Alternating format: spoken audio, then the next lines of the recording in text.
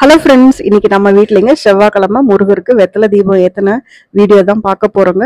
உங்களுக்கு நம்பிக்கை இருந்தால் நீங்கள் தொடர்ந்து செய்யலாங்க. நானும் ஒருத்தவங்க மூலியமாக தான் இது தெரிஞ்சுட்டு செய்யறேங்க. அவங்க இது செஞ்சு பலன் அடைஞ்சதுனால நம்ம கூட ஷேர் பண்ணிக்கிட்டாங்க. அதையும் நான் உங்க கூட ஷேர் பண்ணிக்கலாம் அப்படிங்கிறனால செய்கிறேங்க.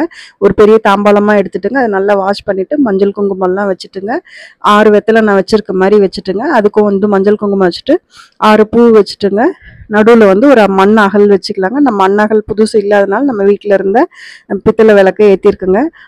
விரதம் இருந்துங்க. காலையில் உங்களால் எவ்வளோ நேரம் பசியோடு இருக்குமோ அவ்வளோ நேரம் பசி தாங்கி நீங்கள் 6 வகை உணவு சமைச்சு வைக்கலாங்க. 6 வகை உணவு சமைக்க முடியலன்னா இது மாதிரி 6 வகை பழங்கள் வச்சு நெய்வேத்தியம் பண்ணலாங்க. நான் 6 வகை பழங்களும் பால் பாயசமும் செஞ்சுதான் இன்னைக்கு நெய்வேத்தியம் பண்ணாங்க.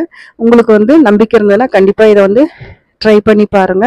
நான் இதுதான் முதல் வாரம் எடுத்திருக்கேங்க.